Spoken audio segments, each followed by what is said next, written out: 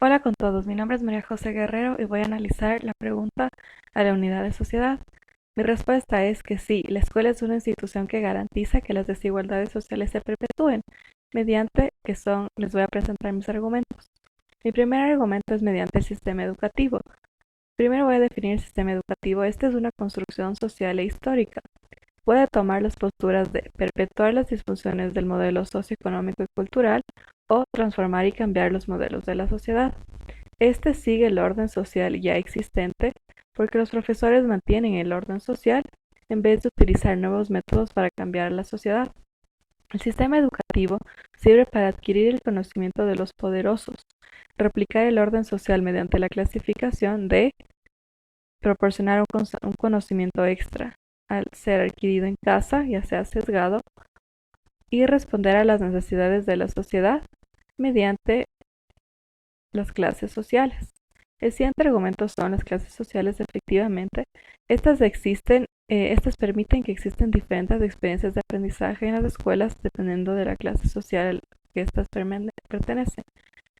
En la lectura de Anien encontramos ejemplos de qué tipo de características se perpetúan en cada clase. Por ejemplo, en la clase trabajadora se premia un proceso de mecanización, hay un cero toma de decisiones y los profesores buscan que los estudiantes sigan pasos. En la clase media no se ve el proceso, sino el resultado del mismo. No se incentiva la creatividad y la toma de decisiones es bastante limitada. En la clase profesional, la creatividad y el trabajo individual se toma en cuenta. También se toma en cuenta el proceso y no solo el resultado, y se mide la capacidad de interpretar la realidad. La clase élite busca en cambio potenciar todas las habilidades que posea el estudiante, fomenta el análisis y la postura crítica y existe una mayor libertad. Se recompensan los comportamientos estereotipados de las clases sociales. Por ejemplo, la clase trabajadora se recompensa cuando los estudiantes son obedientes y dóciles, en la profesional por tener creatividad, iniciativa y tener un mayor número de aciertos, y en la clase élite de tener la oportunidad de desarrollar destrezas que corresponden a los trabajos de poder. Estas clases sociales responden a las instituciones públicas y privadas.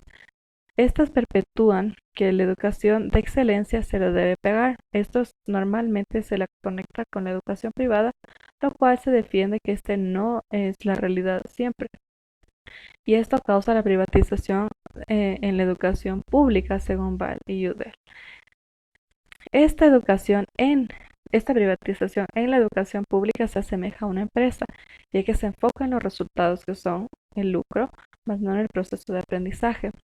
Y aquí en este tipo de escuelas aparece la competencia por excelencia y por servicios mediante los diferentes medios educativos.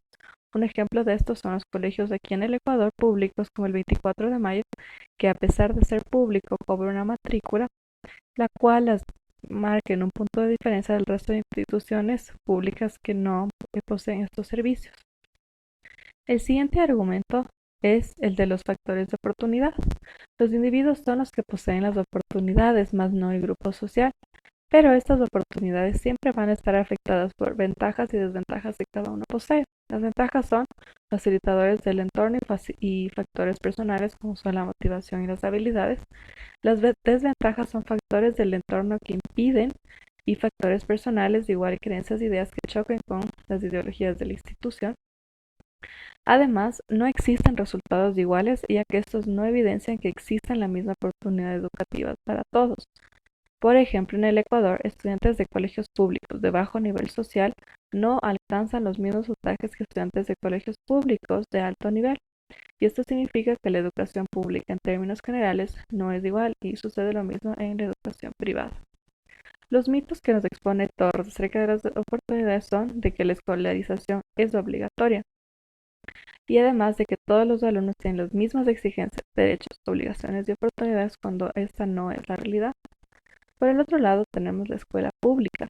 Esta asegura una educación gratuita para todos, lo cual cumple de que todos tenemos la misma oportunidad de ser educados, cumpliendo el derecho constitucional que cada uno posee. Pero yo me pregunto, ¿todos reciben esta alta educación con excelencia? Por ejemplo, en la educación pública en el Ecuador en su mayoría es gratuita, pero el nivel académico no es necesariamente de alta calidad ni equipara a otros colegios privados en términos generales. Otro, otro argumento para defender mi postura es el de las ideologías. Una ideología es la forma en que se construyen nuestras propias ideas para poder interpretar la realidad. Estas se construyen dentro de la escuela y son impartidas por la filosofía de la escuela y las ideologías de cada profesor. Las ideologías ayudan a formar a las nuevas generaciones y, ya sea cambiar a la sociedad o continuar con la sociedad que tenemos. Asimismo, tenemos la hegemonía ideológica. Esta ocurre cuando la ideología dominante organiza los significados del sentido común y domina a los menos dominantes. Se transmite durante situaciones sociales en la educación mediante el status quo.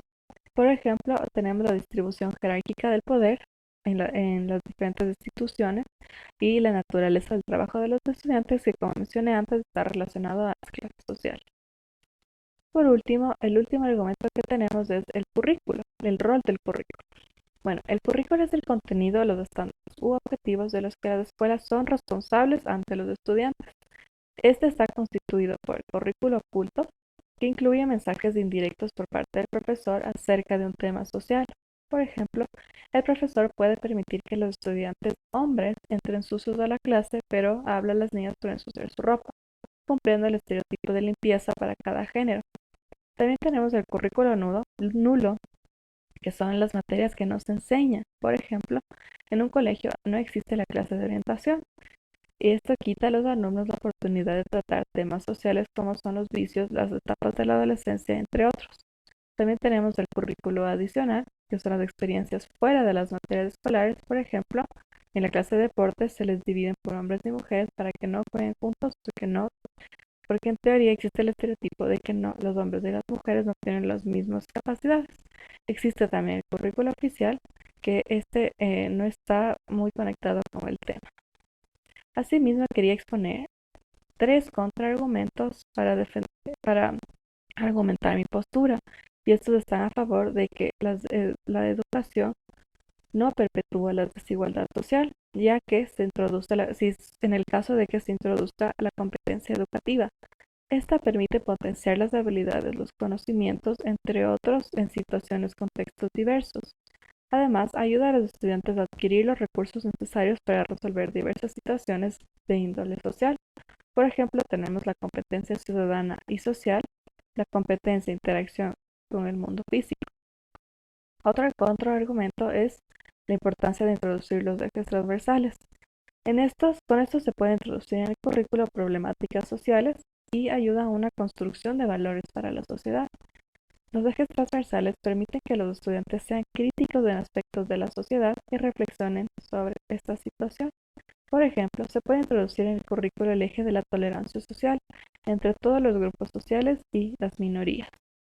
Y por último, relacionando al currículo oculto con mi anterior argumento, en vez de incluir temas que sean estereotipados, se pueden incluir temas para reducir las desigualdades sociales dentro del aula de clase.